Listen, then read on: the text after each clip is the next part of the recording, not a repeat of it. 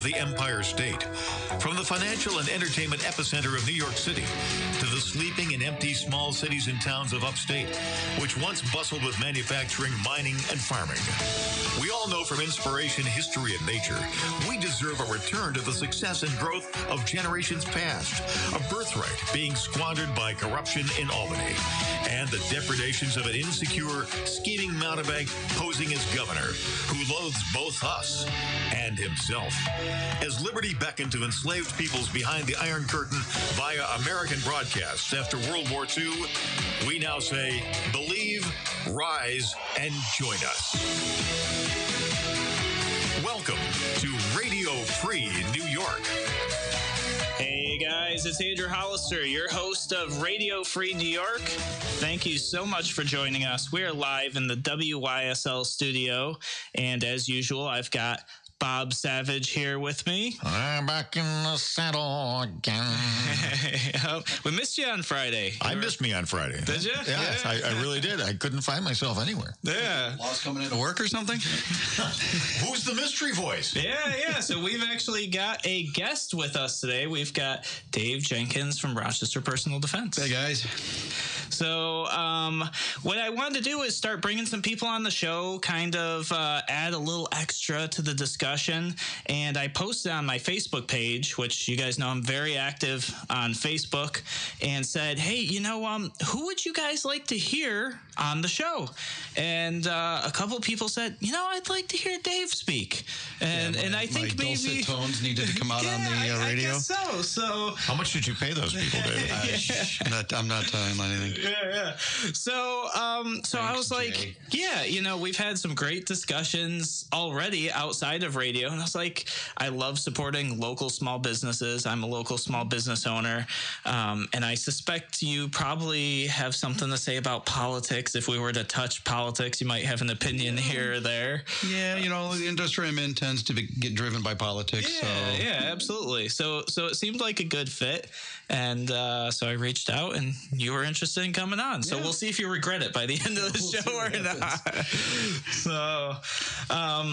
Hey, before you guys get into what you're going to get into, I want to bounce this off of both of you. Oh, sure. We got all these press releases at the radio station, and this one is from the Greece Baptist Church, where apparently in April there is a national tour called the Beating Guns National Book Tour. And some guy's written a book. His name is Shane Claiborne. I'm looking at his CV here. He's a prominent speaker, activist, and best-selling author, don't you know? And worked with Mother Teresa in Calcutta. He's been on everything from Al Jazeera to CNN to NPR, which should give you kind of a hint of where he's coming from. Anyway, the whole idea is people can come up and they can actually beat a gun into a garden tool, as in beating guns into plowshares. It's a 90-minute event featuring music, art, and stories. And this press release is so packed with misinformation and flat-out untruths. I just wanted to, for example, one of the things they want people to know is gun control myths. The idea that any gun control measure will lead to all guns being taken away is just one myth the authors debunk. Quote, banning semi-automatic weapons or high-capacity magazines that allow guns to shoot 100 rounds per minute does not lead to taking away hunting rifles or even a handgun purchased for self-defense. Sure. There's so much wrong with that statement. I don't even know where to start. I'll let you guys take away. Start with 100 blood pressure going on. 100 rounds, semi-auto, 100 rounds per minute. That's kind of, where do you even start with that? The reality of that, that's kind of we'll get into the science. I was going to say, I've got one friend who we say he's got $1 million trigger finger. And back before bump stocks were banned, because now they're banned, he actually raced with a guy with a bump stock and beat him. Like it was absolutely insane. But that totally aside, I mean, it's just, so this is a church event to encourage people to ban guns. Is that what I got out of that? That's kind of what that felt like. Hope for People Who Are Weary of Violence by Shane Claiborne and Michael Martin. And this is at the Greece Baptist Church in April.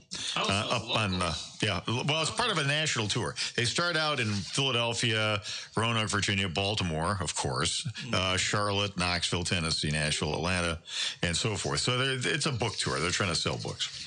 Yeah, that's Well, maybe some, those that can relate facts could show up to this meeting and maybe talk, without getting interesting and without getting, I guess you could say, inflammatory.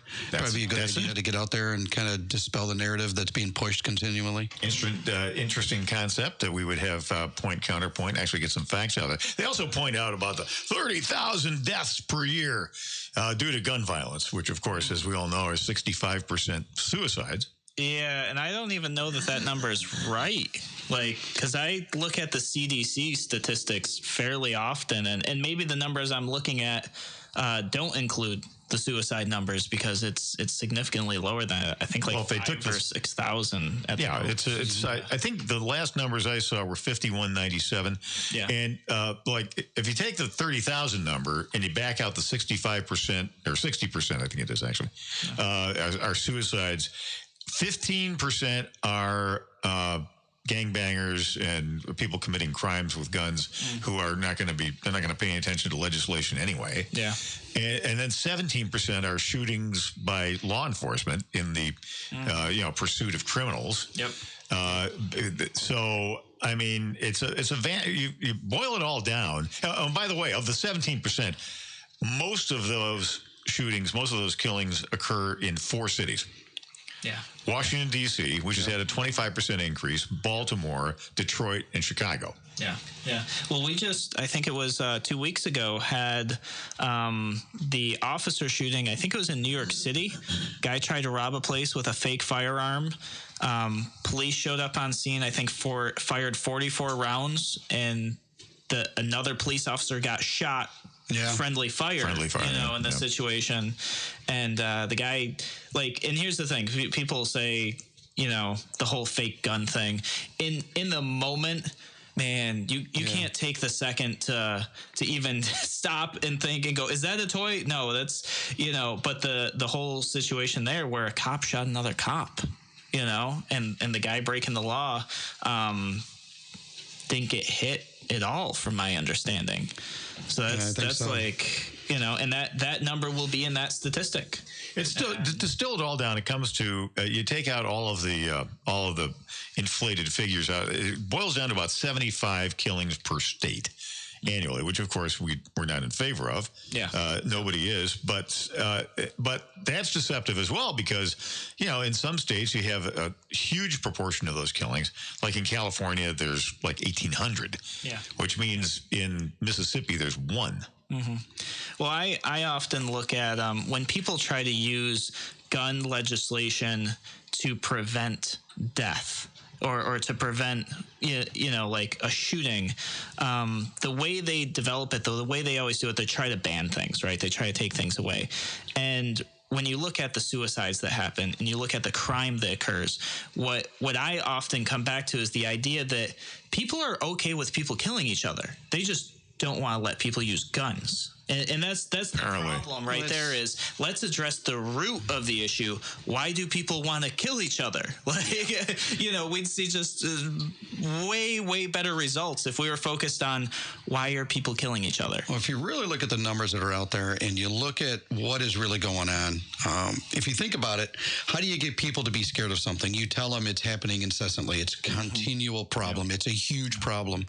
And in reality, I hate using the term, but, people that commit violence with guns, I'm not going to use those 2 words in the other order. Yeah. Yep. It doesn't happen as much as everybody claims it does. Mm-hmm. But they're making it sound like it's happening so much that they're trying to drive that narrative into becoming a huge problem. Yeah.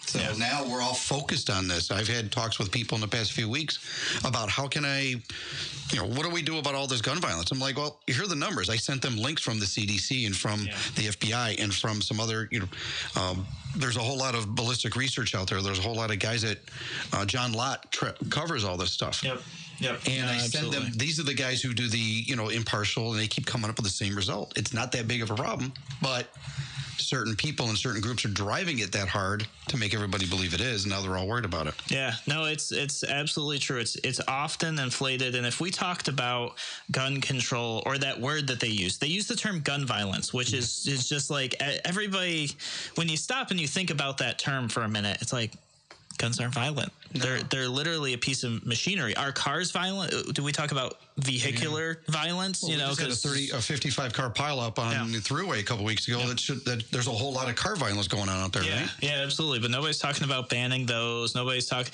in the case of a DWI or a DUI or anything like that. The person is held accountable. But often in these situations, we instead get the piece of equipment that can do nothing by itself. We hold that accountable time and time again. It's a big education thing. It is. So we're going to take a quick break here on Radio Free New York, and we'll be back in a moment.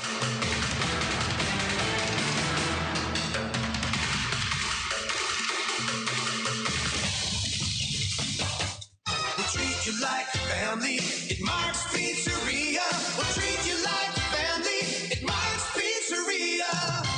Great pizza, fresh and No, because I don't have Seniors Rock today. in your neighborhood. Come in, we'll get to know you. Call you by name. We can bring it to you any time of the day. Mark's Pizzeria. We'll treat you like family. Mark's Pizzeria. This is Dom Genova, owner of Genesee Valley Motors in Avon, your no-nonsense car dealer. Well, we're your no-nonsense truck dealer, too, selling Rams and Fords up to the mightiest that they make. And we have a shop with Master Techs open from 7 a.m. to 8 p.m. 6 days a week, even Saturday, so you can Last spot. serviced when it's not billing hours for you. You may not be used to that. Visit RochesterWorkTrucks.com. That's RochesterWorkTrucks.com. You're listening to Radio Free New York on the WYSL stations. Hey guys, welcome back to Radio Free New York. I'm your host, Andrew Hollister. We're broadcasting live on 1040 AM, 95.1 FM. 92.1 FM. Yep. And 95 and 95.5 West. 95.5. That's the new one. Yeah, not 95.1. And every platform in internet, Dom. Yes. So we're on YouTube right now, Twitter, Facebook. Priority mail. Yep. Yeah. We mail the show out. We're on internet radio as well. And I just want to welcome some of the people that I see flowing in on Facebook here. Barbara, Doug, Joel, Jay, Jim, Jerry, James. Wow, there's a lot of J's in here. Somebody pulling your leg.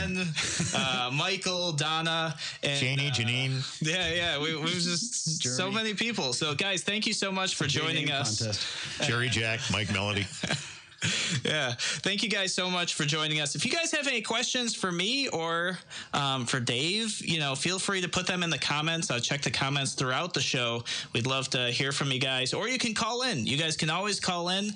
Number is 585-346-3000. Once again, that's 585-346-3000.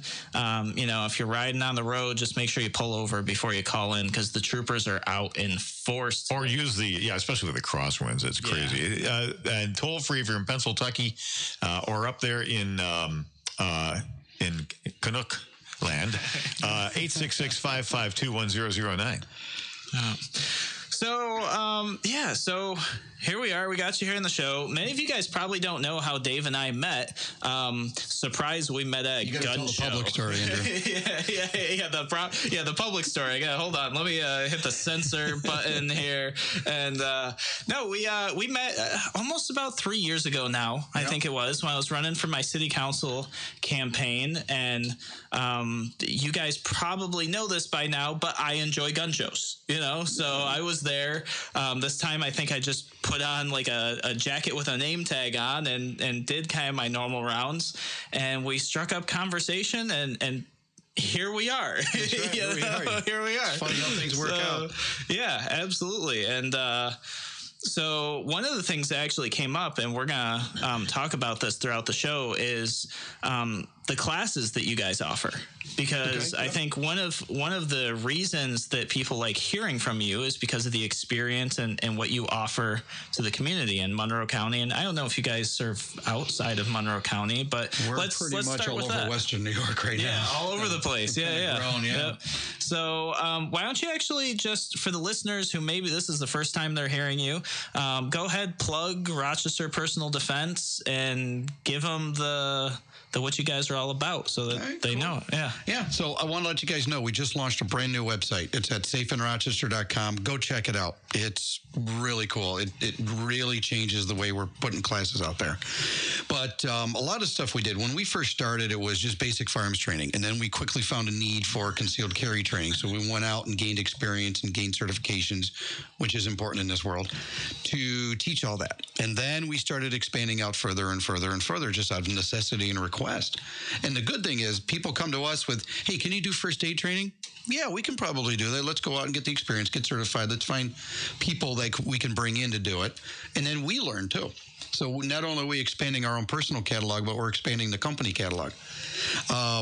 We get into a lot of stuff, but we really love to see new shooters come out, learn how to shoot, get into here and say, let's teach me about this thing that I have in this box. And then teach me how to be safe with it. Teach me what I can do with it. Teach me how to get better with it and how to continue training. Yeah. And it's just the light bulb moments that happen in a basic fundamental course like this is just phenomenal. Really makes the job worthwhile. And you guys don't do just shooting classes, but you guys do self-defense classes.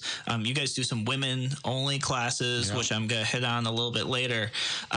So you guys really, I love the domain Safe in Rochester, because, for some people, they're probably thinking, oh, Rochester, there's nothing safe about Rochester, So that's great, actually, because it gives people the thought, like, oh, I could be safe in Rochester. We are Rochester's safe space. Absolutely. We kind of joke about that. Rochester. Yeah, absolutely.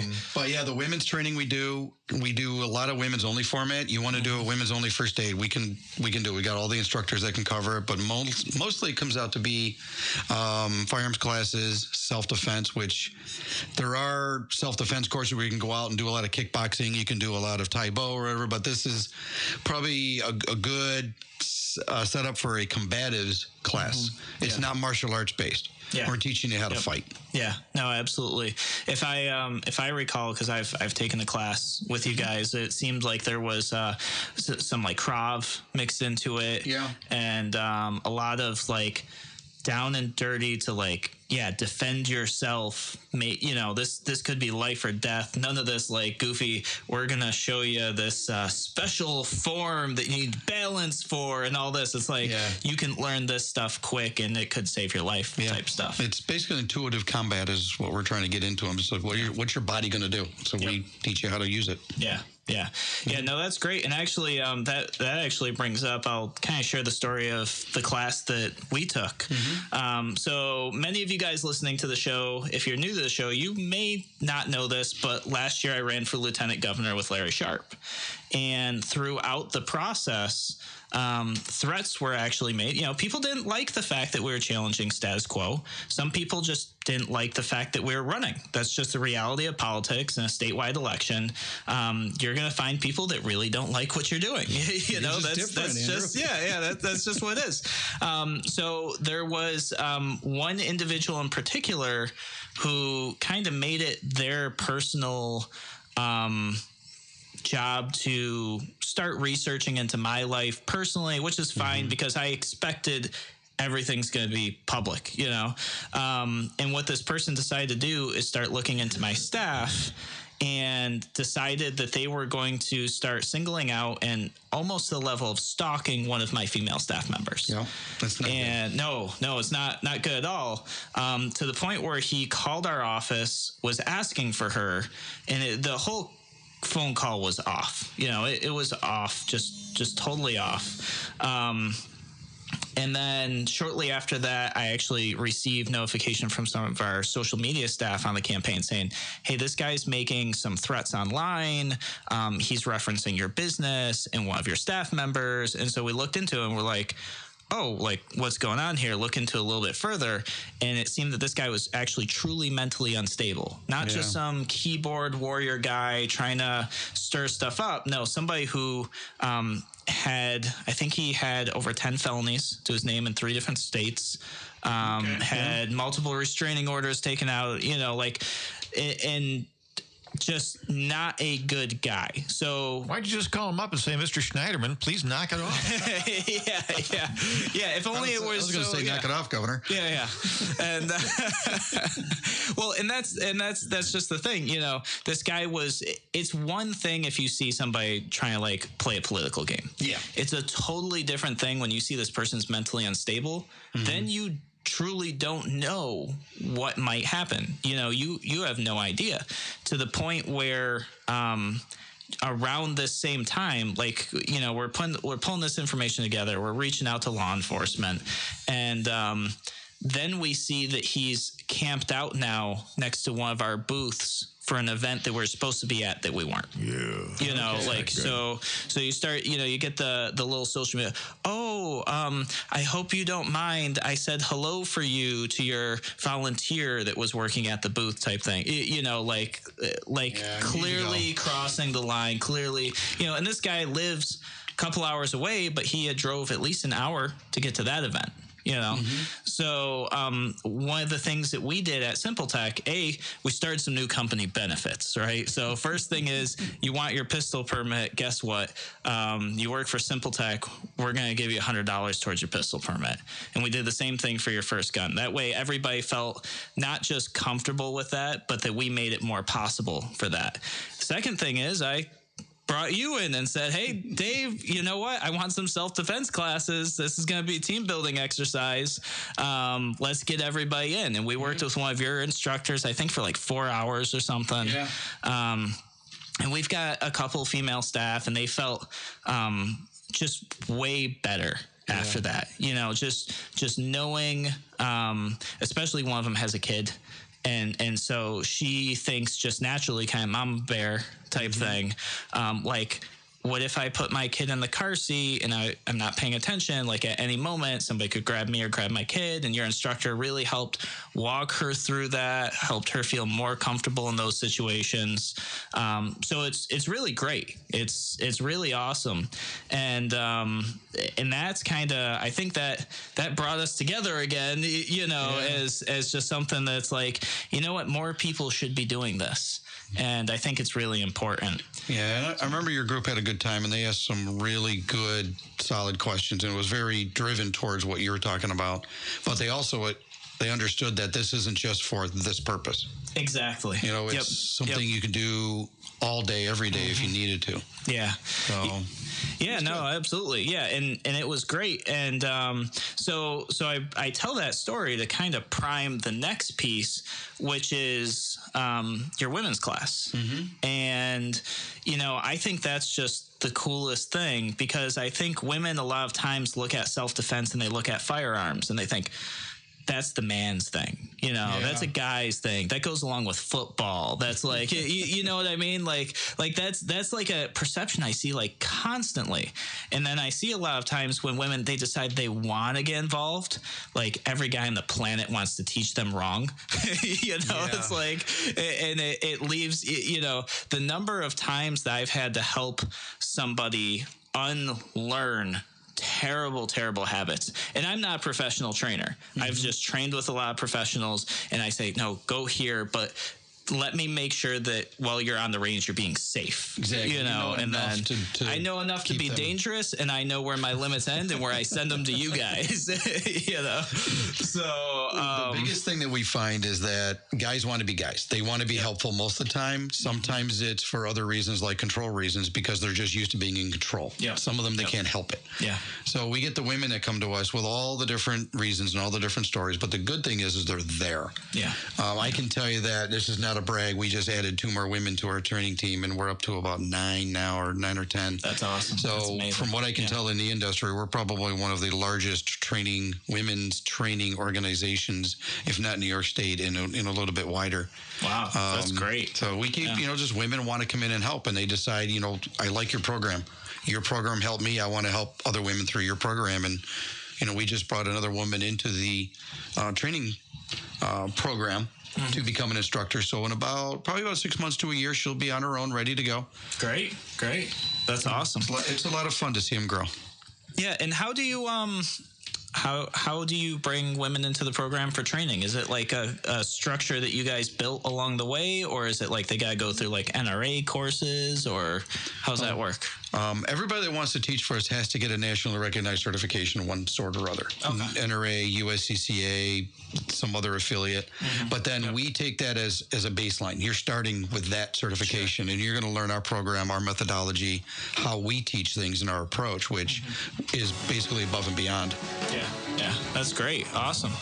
All right, guys, we're going to take another break here, and we'll be back in a moment on Radio Free New York.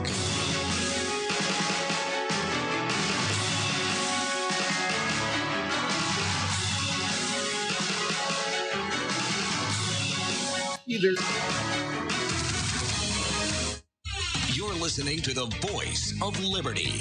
WYSL. AM 1040 Avon Rochester, FM 92.1 Rochester, FM 95.5 Spencerport, and WYSL1040.com everywhere.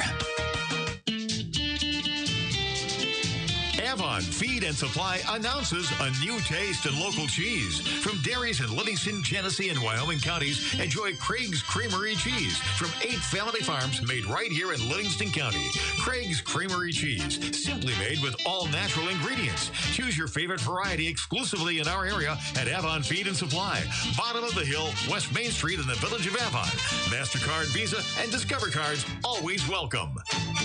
I'm Las from Action Towing and Service. What you can expect when you come to Action Towing and Service, Last spot. fixed or checked out or diagnosed, is the detailed description on what the vehicle requires. And you can also expect to know exactly what the plan is going forward, whether it's something that you can wait on the repair or whether it's something that needs to be repaired immediately. We make sure that you know exactly what the vehicle requires. Come down and visit us at 275 Marketplace Drive, right off of Jefferson Road. You're listening to Radio Free New York on the WYSL stations. All right, guys, welcome back to Radio Free New York. I'm your host, Andrew Hollister. Reading through the comments you guys are putting, thanks you. A lot of positive stuff. Emmy actually brings up, he says, I hope to see you at Thursday's events. Now, this is probably the last time you guys are going to hear me plug this, because by the Friday show, I'll be giving you guys a recap. So for those of you who are listening and need the constant reminder, Ben Wassel's court case is Thursday morning. Now, the address is 50 East Avenue in the city of Rochester. So 50 East Avenue. Come dressed warm, because chances are there is not going to be enough space for all of us in the courtroom. So there will be people outside. I know press releases have gone out or are going to go out today. I believe there's going to be 2 media outlets there. And what I want is for people who think that the SAFE Act is wrong for you to show up if you can. If you can't, maybe take what you would make, whatever that is, take 2 hours of labor or whatever, donate that towards this court case or towards another court case fighting against the SAFE Act or some other awful law that's important to you. I get it. Not everybody, the SAFE Act isn't important to everybody. It's very, very important to me. And I know it's important to a lot of you because you tell me all the time, because you listen to me talk about it. But if it's not, take a couple hours and donate it to something that's important to you, because we're losing our rights day in and day out here in New York State, and we've got to do something about it. We've got to. There's a lot of people who the answer for them has been to leave the state. And I get that, because I feel that. I wake up mornings and I think, man, it could be way less taxes somewhere. It could be way less strain on my business, all these things. But then my friends who moved to other states say, yeah, you know what? I moved to the Carolinas. Guess what? Now they're trying to push those laws here. That's right. It'll follow you. Yeah, and that's exactly what's happening. We are here on the front lines. If we can stop it here, we can stop it anywhere else. Yeah. I get discussions with people that are like, I'm just going to move. That's it. I'm tired of it. And I'm like, you know what? It's going to happen. It's happened in Colorado. It's happening way in far too many states where people just leave and then they end up allowing it to move. You know, it's a virus. You got to stop the virus. You can't just keep running from it. Yeah. No, absolutely. So that's what I'm encouraging all of you guys to do. Come to this court case Thursday morning. I think the event on Facebook says 9 a.m., but I was told that the case was moved to the back of the docket for that morning, so they might not start till 10 or even a little bit later. So please check out the Facebook page. While I'm talking about it, I'm going to post the link to that Facebook event in the comments so that you guys have that available to you. Check it. The address is in there, and so is the time and all of that. So please make sure that you guys go there if you can. Another comment in here is about the red flag laws being signed. Yeah. And that's just...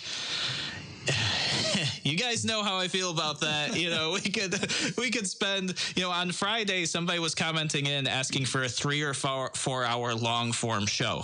And I was like, wow. I can't talk that long. Like, I appreciate so much that you like hearing me talk and that you think it's that, engaging, but I can't do it. But man, on this topic, maybe I could. This is one that maybe you could sucker me into a full 3 or 4 hours. So I'm not going to dedicate the rest of the show to it, but it's wrong. Should never happen. Somebody's already died from red flag laws in Maryland, I think it was. There have been a couple other incidents too that have cropped up every once in a while. Yeah. It's just bad stuff. And anybody that thinks that that's the answer, I'm not going to throw Constitution at you. I'm not going to throw individual liberties at you.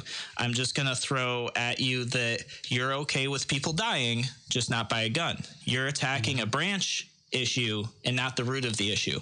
And I'm not okay with that. Yeah. I'm not okay with children dying at school, whether it's by a firearm or sniffing markers or hanging themselves in the closet. Like, I'm not okay with that. I want to address the root of the issue, not just make everything illegal. If we do that, less kids will die. When all that passed the state Senate and Assembly and everything, and it was everybody voted on it, and even cross party lines and everything, because everybody wants to look like they're doing something. Everybody wants to say, well, we're going to do something about these violent people with guns. The good thing is it could have been worse. The red flag law could have gone in its original form where anybody could have filed a complaint against you. Like if, Andrew, if suddenly you said a cross word to me and I think, I don't like you anymore, I'm just going to call the cops and say you're dangerous. Yep. That's all the proof you needed. Now it's got to be run up the flagpole a lot more. It needs a little higher standard of proof. It still sucks, but it sucks less. Terrible. That's better, right? Yeah. No, I just want to see them gone. So there's no need for it. And it's just, another step in, hey, your neighbor is going to inform on you, and you have to inform on your neighbors. Your and grass is too long, and there's a dispute now. Yeah, it could be anything. Instead of having a discussion with somebody, now you're just going to call the cops and say they're violent and dangerous, and they're going to come raid their house. Yeah. Which violates way more than your Second Amendment rights, by the way. And by the way, it's a lot harder to get all your firearms back, even if you've been proven that you weren't dangerous. Oh yeah. I mean, you violate Fourth Amendment rights there. You violate your rights to due process. That whole thing is just a huge mess. Yeah, I know. It's too bad. It's too bad that we've allowed those people to get into positions of power to start dictating to us instead of us being in the driver's seat. Yeah. It's also important to remember that the old camel with his nose in the tent syndrome here, where, if you let the camel get his nose in the tent, then soon you have a camel in the tent. So, so the version that was enacted of the red flag law doesn't suck as bad as the original version. But that this is going to be incremental. Oh, yeah. Yeah, the governor's going to get his SAFE Act 2 and or 3 little by little now. He knows he's not going to get it all at once like he did last time. Yeah. That's why they're called progressives. That's right. Yeah. Does anybody happen to know, just off the top of our head, Tony on Facebook's asking for a reference to the law. Do we know the number that was?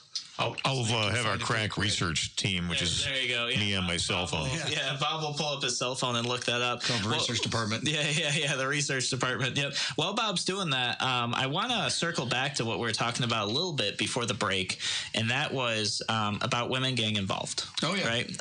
So I think that something that I come across often, I wanted to kind of bounce off of you and see what you think, especially mothers. And this is just my experience with some of my friends who are like, I really want to get a pistol permit. I really do feel scared, but I know where you're I'm going. even more scared of having a gun in my house. Yeah. And these are not like anti-Second Amendment people. These are women who have grown up with maybe their father and their brother go hunting together.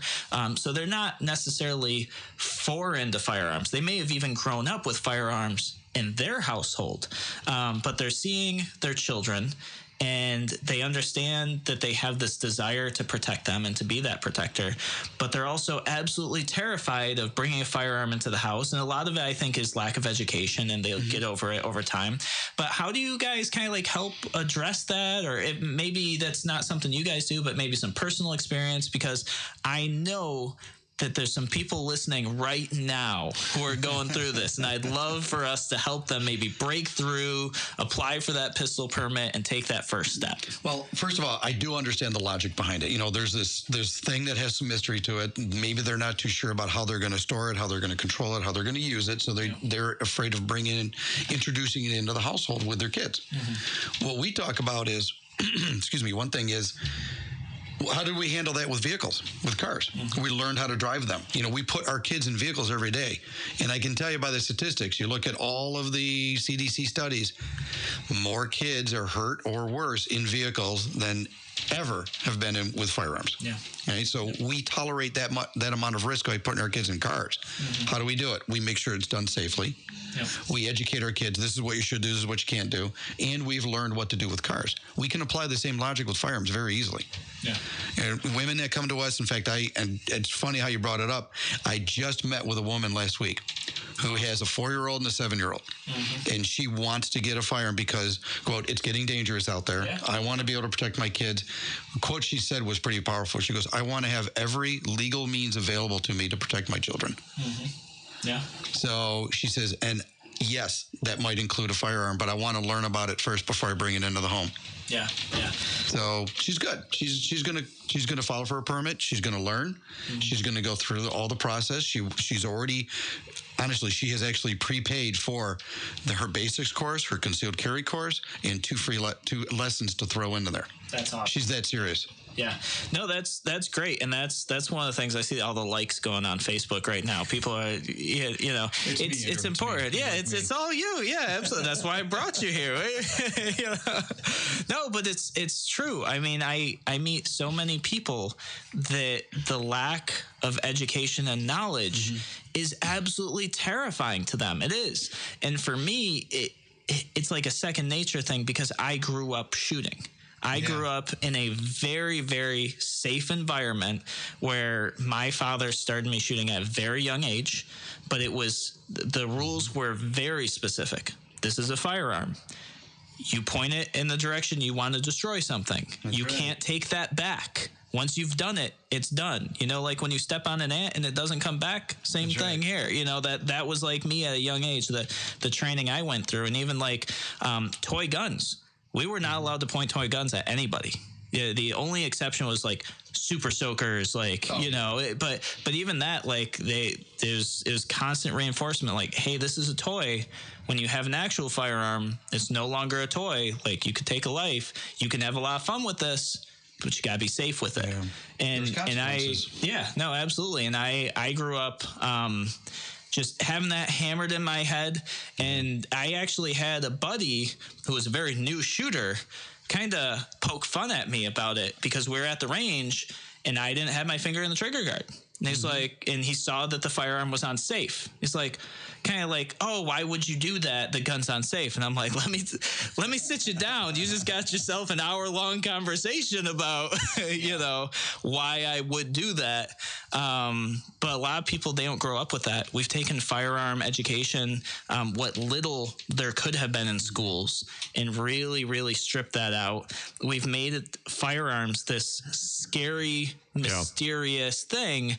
And when you tell children they can't have something, what do? They're going to gravitate towards it more. They will get it. I don't get, it doesn't matter what you do. Your kids will find a way to, if you don't educate them and if you don't just show them that it doesn't need to be this thing they can't have, it's something that they can do supervised under safe conditions, it takes away the curiosity. There's no curiosity. And I had one friend who did this so much with his kids that they were at somebody else's household, his children, and that person was not responsible with their firearm. It was left out on the table. Good Lord. With these 7-year-old kids who had came over to the house. And this kid went and said, no, we're not allowed to touch this. We need to go get an adult. Right. And took the other kids with him at 7 years old. Yep. And got an adult and got the issue addressed. They can do it. They totally can. They just have to be educated. You got to give them the reasoning and the power and the reward. Yeah. One of the things that this woman also wanted, to talk about is, what do I do about my children? And I said, they're going to come and they're going to sit through a small, easily understood, for 5 and a 7-year-old thing about gun safety. And it says, we're going to gun proof your kids. And we're not going to just gun proof the house. Yeah. And she was just more than happy about that. She can't wait to get started. Yeah. No, and that's just the thing. It's all about education, bringing it to the forefront. It can make a huge, huge difference. Guys, we're going to take one more break here, and we'll be back in a moment on Radio Free New York.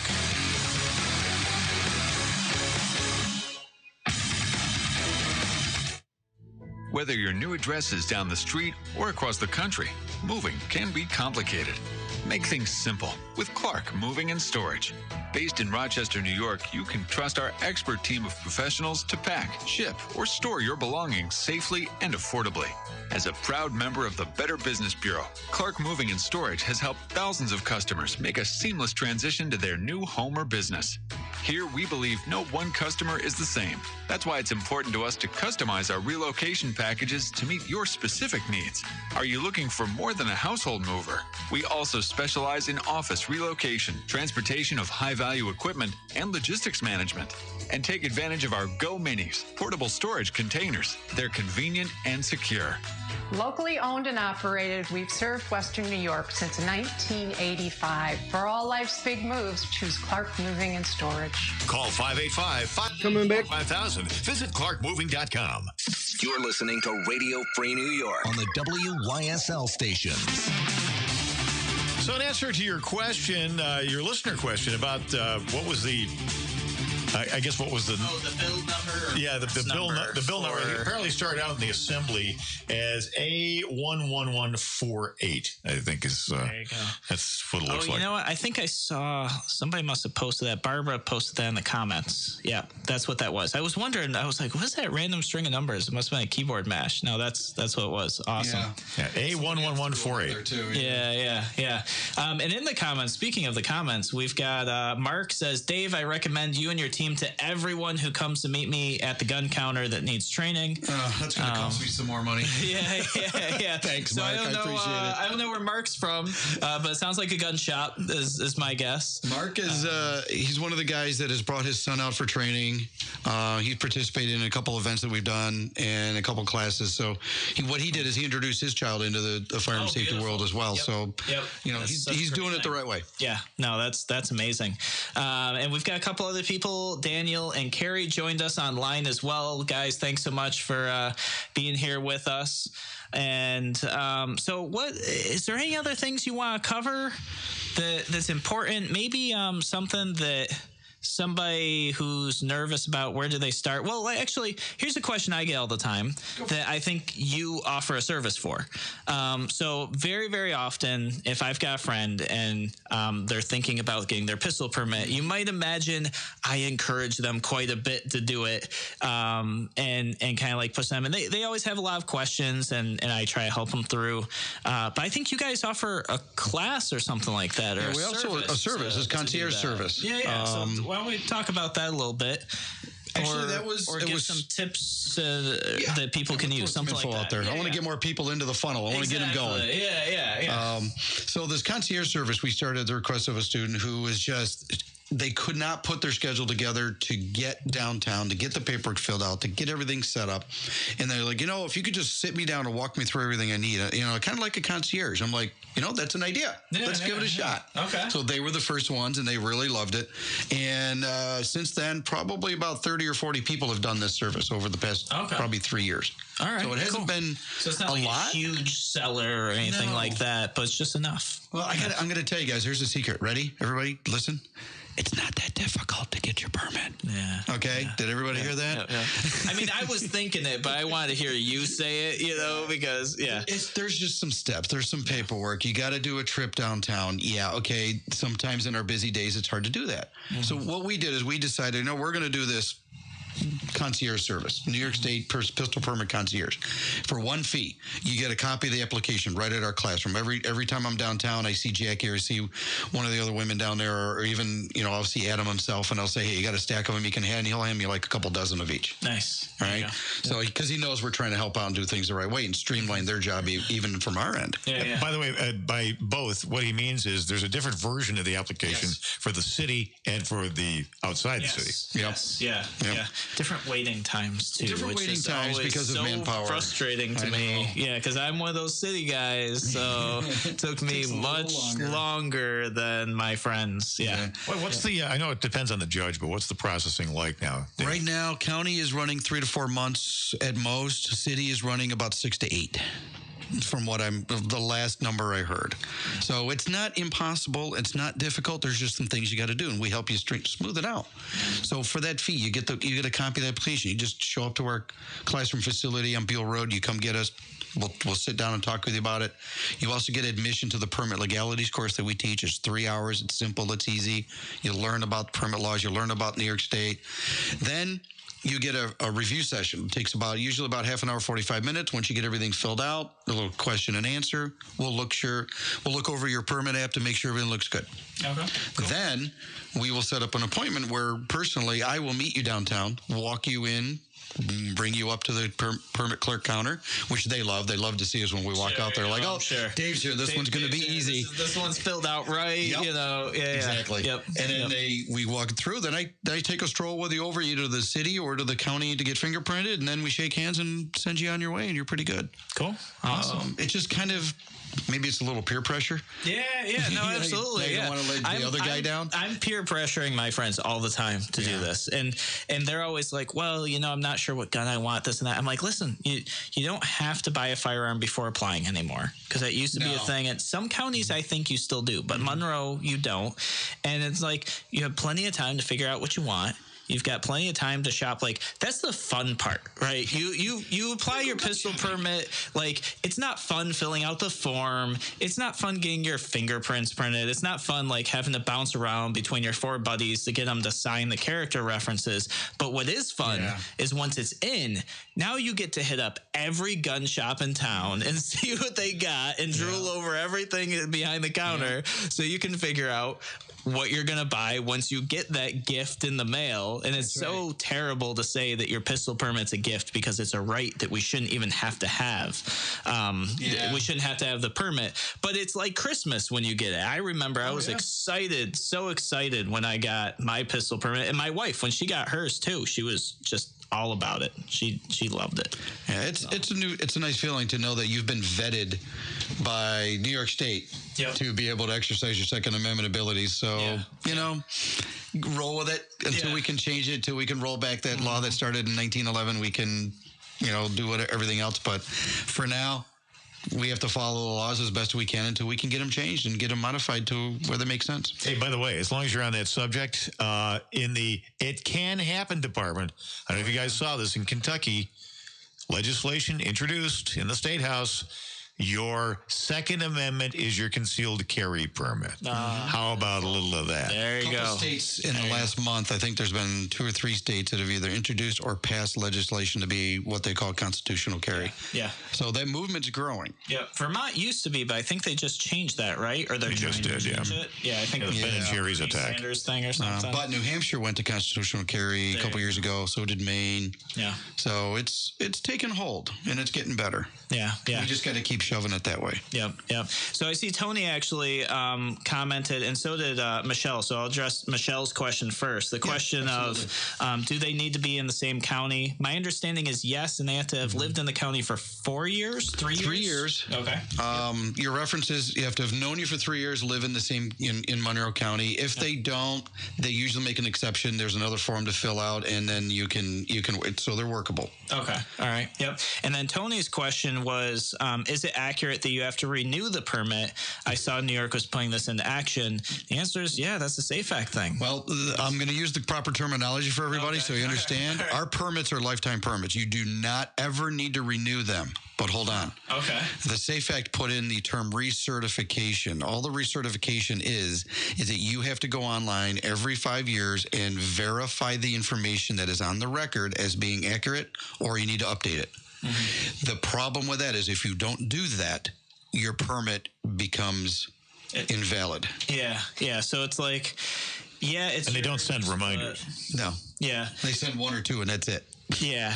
Well, and it's interesting because I received that this year. This year was my 5-year renewal mark. And the information they wanted, I'm like, I watched the lady type this in the computer already. Yeah. Why am I doing this again? It just shows you how they either didn't care or were just not talking to each other. We're helping them create the new database that they want to use to find us. Yeah, exactly. That's about what it is. Yeah, and to be honest, I'm one of those usually on the fence of, or on the side of the fence of, I will not comply type people. Mm-hmm. That's usually, there's a key word there. And that is because, I don't think I'd enjoy prison. I'm just being honest with you. It's kind of hard to fight all of this when you suddenly can't fight from anywhere. And I've got a friend who went through a lot and almost ended up in prison. And was willing to go to prison and fight this from prison. Also had children at home that need to be taken care of. Right. And this is just an awful, terrible situation that people in New York are being faced with. That you have to decide whether or not you're going to carry out something that you truly believe violates your right, violates the existence of the country you live in, or go to prison. Yeah. And then you potentially lose all your rights that you're trying to fight for in the first place. Yep. So it's a tough decision. There's a lot of people that are, I'm willing to go, to the death for this, and I get it. I understand it. I'm not quite sure. Some of them, I believe, the vast majority of them sound nice from behind their keyboard. But it's, but there are some out there, there are. What I tell everybody is you got to think about this. There's continual pressure. If you look around the United States, Democrats and some of the left-leaning Republicans or the not true Republicans, I'm not going to get into all that. Sure, have been kind of peppering every state with legislation to curtail your Second Amendment rights. Mm-hmm. They're out there. They're doing continual pressure against us. And the only times we become active is when it finally hits us personally. Mm-hmm. And by then it's too late. We need to keep the continual pressure up on our side. No, I agree. That's why I'm asking all of you guys to come to the Ben Wassel court case and like that sort of stuff. I was in Batavia 2 weekends ago, I think, talking about these issues, talking about leaving is not the answer, and fighting it by the time it becomes law. that's not working for us either. It's not. You got to be really proactive. One of the things that I tell people, and I've done this, is you got to find your local politicians. You got to interface with them. Be respectful. Don't hammer them. You know, don't treat them like they're your servants, even though they are public servants in a way. But you've got to talk to them. You got to bring them facts. And it was funny is I accidentally ran into Pam Helming a little while ago. And I was just, I was looking across the room like that. She looks familiar. I just don't know where. And I heard her say her name. I'm like, And I Googled her real quick. And I'm like, oh, I got to go talk to her. So we talked. I handed her a card. She goes, I need to talk to more people like you. And she goes, that's the problem. There are a lot of people out there blowing up their keyboards, talking as much as they can, but I don't hear from them. And I can't do my job until I hear from you. Yeah, and that brings up a really good point, is that a lot of times people just assume that their elected officials understand what they're voting on. And that is the biggest mistake we can make as constituents, is not reaching out to our elected officials, not educating them and letting them know that, hey, this is wrong. Maybe I voted for you, maybe I didn't, but I'm your constituent. You represent me. Did you know that this law does this? And they might go, yeah, I think that's okay. And then you talk about it deeper. I actually had this with a law enforcement officer. I kind of went through the SAFE Act. He's like, well, I kind of think it's constitutional. And by the time we were done, he didn't feel that way anymore. No. So, guys, thank you so much for joining us here on Radio Free New York. I will catch you Friday, 1 p.m.